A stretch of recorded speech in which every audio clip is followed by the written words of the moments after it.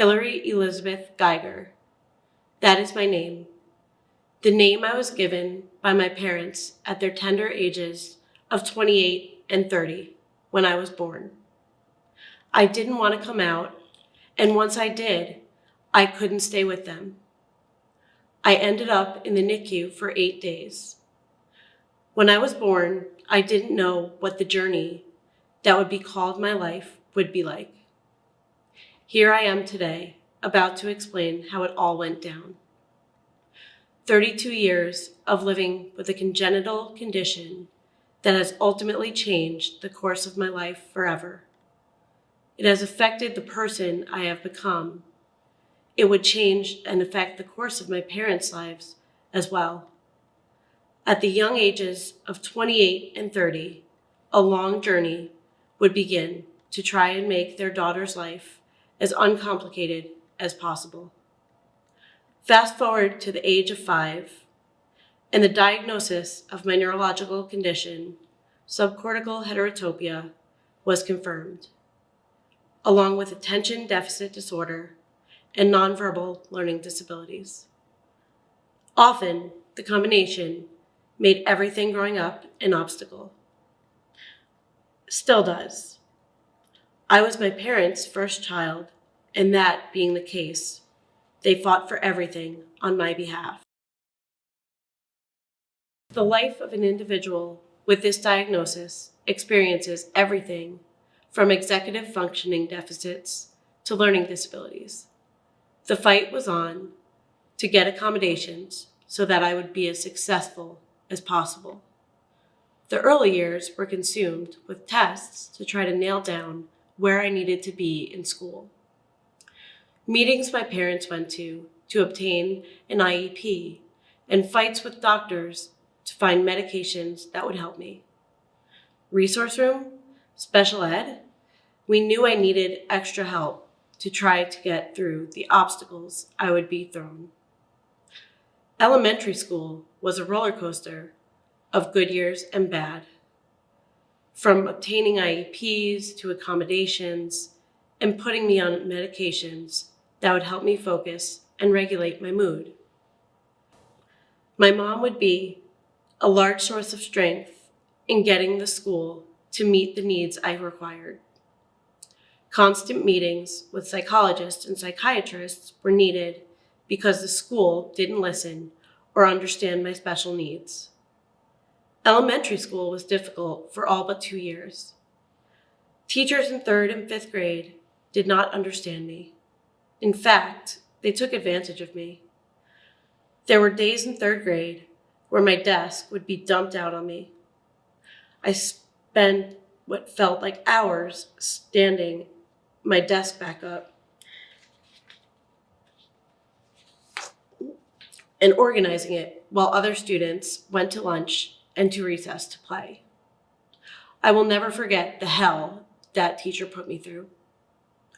My highlight from 3rd grade was being one of the top spellers in my school.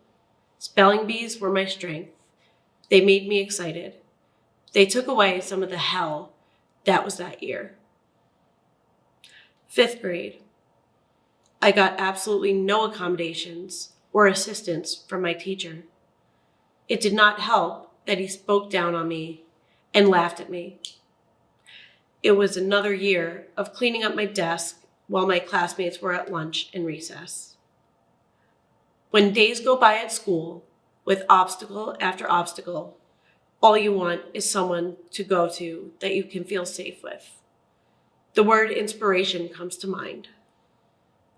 During elementary school, my heroes were my resource room teacher and my 4th grade teacher, 2 people who I am still in touch with to this day. They were the ones that got me through the torture that was learning disabilities and teachers that were not helpful. In 4th grade, accommodations were implemented, and I was understood not only academically, but personally. And adjustments were made so I would be successful.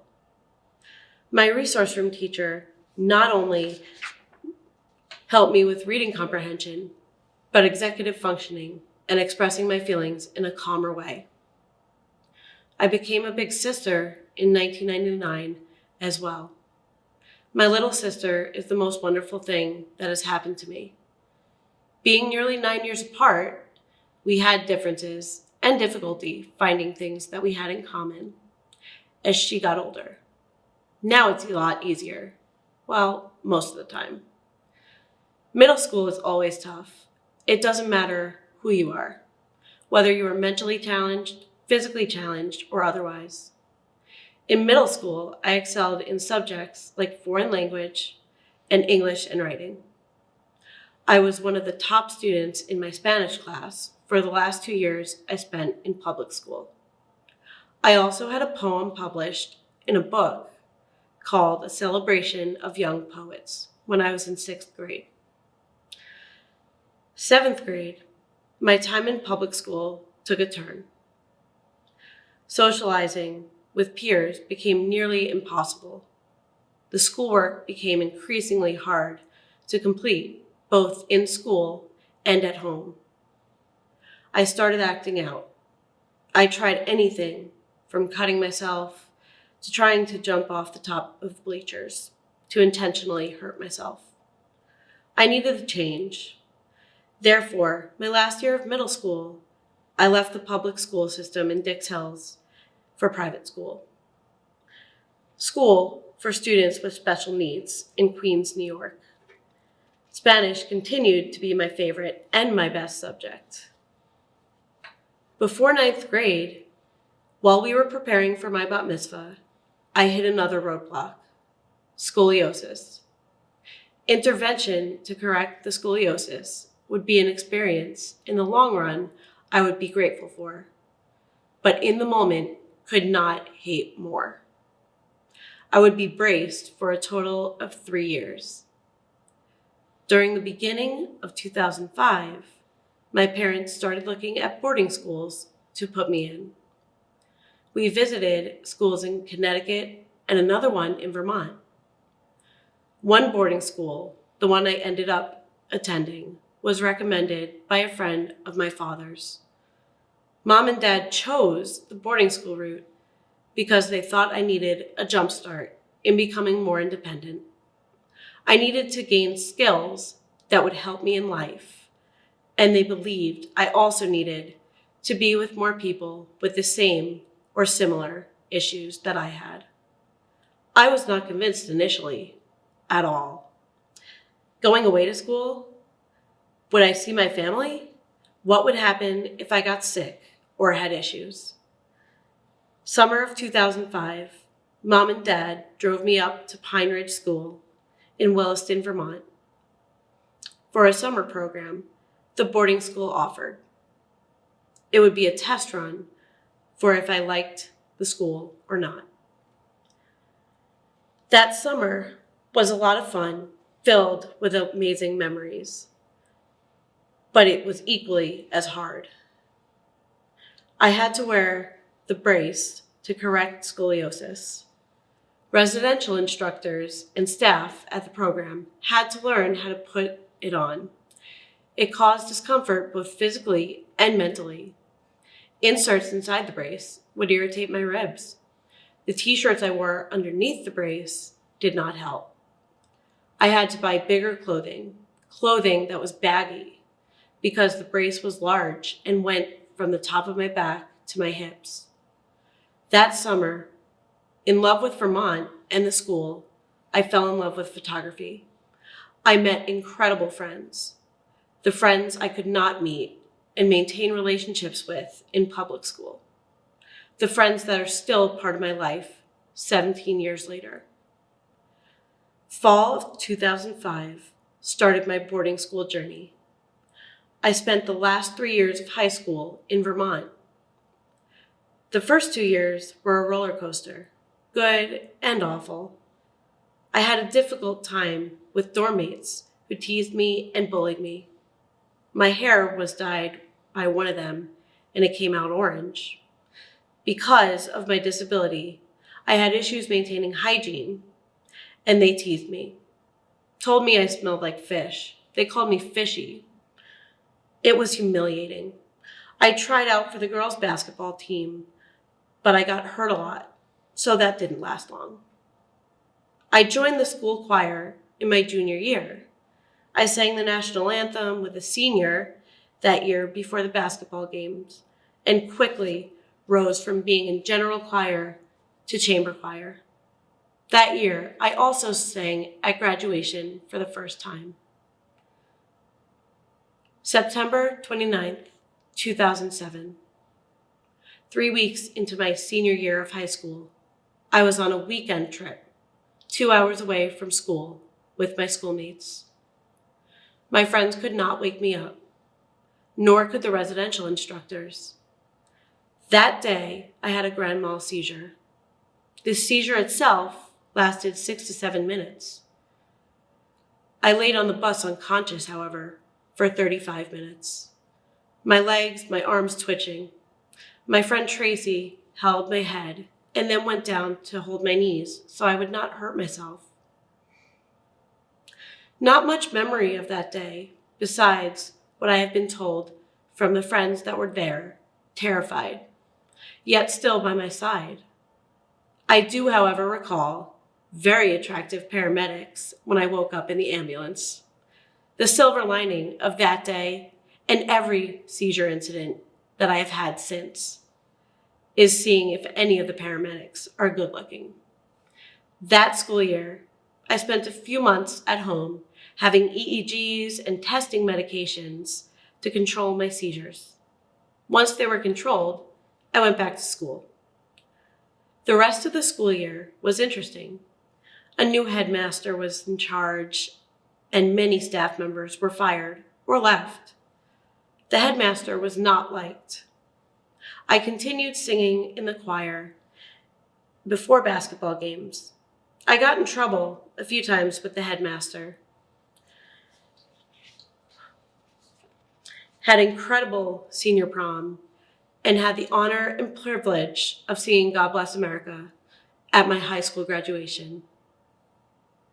In 2009, a group of staff members from the school in Vermont opened a boarding school in Rhode Island for high schoolers. They also had a postgraduate program. They started on the grounds of a Jewish sleepaway camp.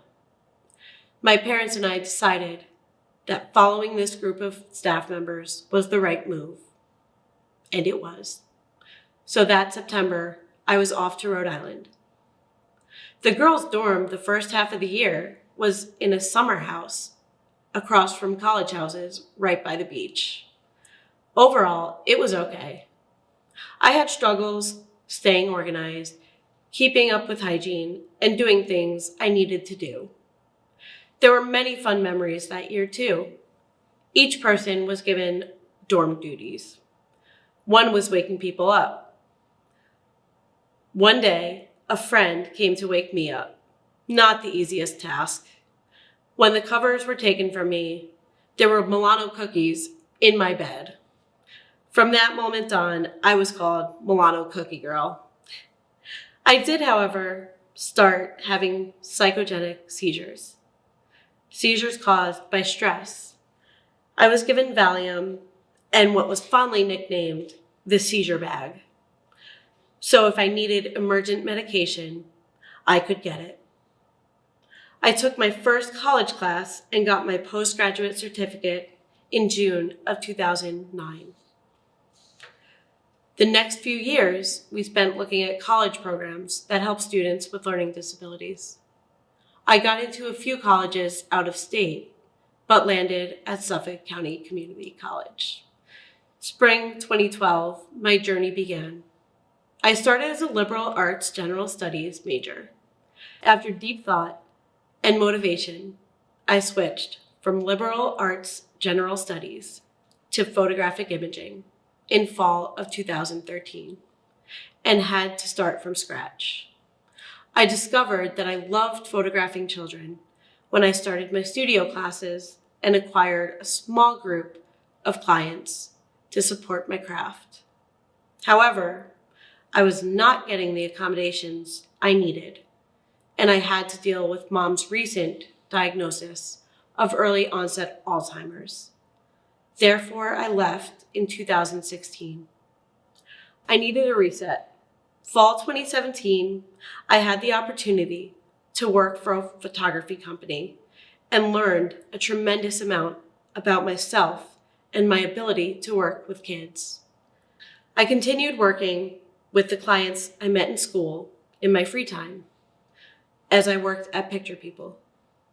From July 2018 to April 2019, 9 months, I managed the location of the photo studio I worked in, one of the hardest jobs I have ever had. 2020 came, and with that came immense loss. My aunt, the one person that motivated me to push through every obstacle in my way, lost a 12-year battle with breast cancer. That loss left me unmotivated and with a bigger hole in my heart than I have ever had before.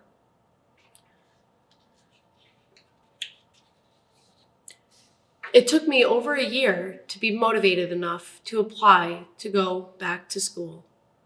When I got the letter that I was accepted, the first person I wanted to tell was my aunt. She knew, though. She sees everything. I was more excited to go back than I have ever thought I would be. However, there were still many things that would be hard to battle through. During the last 5 years, my mom's condition has deteriorated. The strength it takes to keep it together and be helpful and not a burden was more difficult than I realized. Watching someone that fought the battles I couldn't fight for myself when I was younger and seeing her fight battles with a disease that my family and I ultimately cannot do anything about has been hard to accept. Fall 2021, I began the journey to finish my associate degree. This time would be the time I would for sure succeed. I had no doubt. Well, maybe a little. This time around, I worked 2 days a week and went to school 3 days a week. I managed to pull through the semester with straight A's. Straight A's, something I had not seen since my first semester of college in 2012. The journey continues after this semester. After one more 8-week-long semester, my college journey will finally come to an end. The only thing left will be to walk across that stage and grab the long-anticipated college diploma. I have believed and gone by many sayings in my life, the most important being there is no dis in the word ability. There is a new saying I learned recently that fits perfectly. See the ability and not the label. I will always strive to be the best person I can be. I will continue writing about my journey. The conclusion of that journey? Well, you'll have to wait and see.